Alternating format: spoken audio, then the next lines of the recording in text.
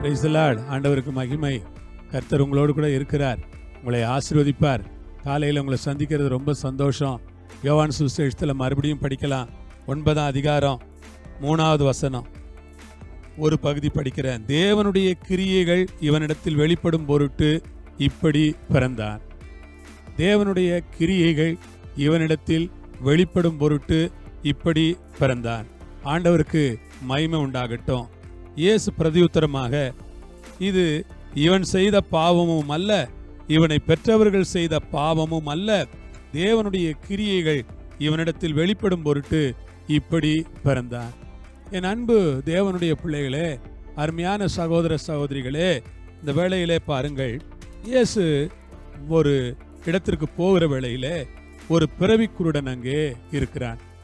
சீஷர்கள் ஆண்டவரை பார்த்து கேட்கிறார்கள், ஆண்டவரே, இவன் பிறவிக்குருடனாய் பிறந்தது இவன் செய்த பாவமா அல்லது இவன் பெற்றோர் செய்த பாவமா என்று கேட்கிறார்கள்.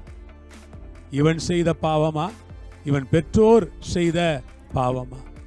அப்படியானால் யூதர்கள் மத்தியிலே ஒரு கருத்து இருந்தது.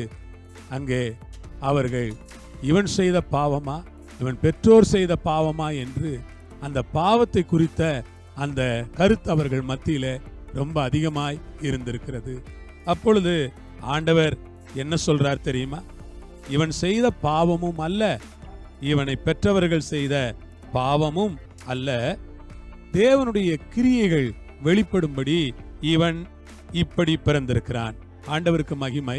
உங்களை பார்த்து நான் சொல்லுகிறேன், தேவனுடைய கிரியைகள் வெளிப்படுகிற ஒரு காலத்திலே நாம் வாழுகிறோம். தேவன் வெளியரங்கமாய் கிரியை செய்கிற நாட்களிலே நாம் இருக்கிறோம். தேவன் வெளியரங்கமாய் அதிசயங்களை செய்கிற காலம், தேவன் வெளியரங்கமாய் அற்புதங்களை செய்கிற காலம், தேவன் வெளியரங்கமாய் மகத்தான கிரியைகளை நடப்பிக்கிற காலம், தேவன் வெளியரங்கமாய் வல்லமையான கிரியைகளை நடப்பிக்கிற காலத்திலே நாம் இருக்கிறோம். ஆம் பிரியமானவர்களே, தேவன் வெளியரங்கமாய் கிரியை நடப்பிக்கிற காலத்திலே நாம் இருக்கிறோம். தேவன் வெளியரங்கமாய் கிரியை நடப்பிக்கிற நாட்கள்ல நாம் இருக்கிறோம். தேவன் இந்த நாட்கள்ல வெளியரங்கமாய் கிரியை நடப்பித்துக் கொண்டிருக்கிறார், வெளியரங்கமாய் கிரியை செய்து கொண்டிருக்கிறார். அதற்காக ஆண்டவரை நான் ஸ்தோத்திரிக்கிறேன். வெளியரங்கமான அவருடைய கிரியைகள், வெளியரங்கமான அவருடைய செயல்கள், வெளியரங்கமான அவருடைய மகத்தான கிரியைகள், வெளியரங்கமான அவருடைய மாட்சிமையான செயல்களுக்காய் நான் தேவனை ஸ்தோத்திரிக்கிறேன். வெளியரங்கமாய் அற்புதம் செய்யப்பார். உங்க வீட்டில் ஆண்டவர் வெளியரங்கமா ஒரு அற்புதம் செய்வார். உங்க குடும்பத்துக்கு வெளியரங்கமா ஒரு அற்புதம் செய்வார். பிள்ளைகளுக்கு வெளியரங்கமா ஒரு அற்புதம் செய்வார். ஓ, இப்படி செய்வாரா கர்த்தர்? இதெல்லாம் கர்த்தர் செய்கிற காரியமா என்று நீங்கள் ஆச்சரியப்படும்படி கர்த்தர் வெளியரங்கமாய் ஒரு அற்புதத்தை செய்வார். பிரியமானவர்களே, வெளியரங்கமான அற்புதம், வெளியரங்கமான அதிசயம், வெளியரங்கமான ஒரு ஆவியானவருடைய கிரியை சாதாரணமானதல்ல. வெளியரங்கமாய் ஆண்டவர் கிரியை செய்கிறார். இந்த நாட்கள் வல்லமையான நாட்கள்.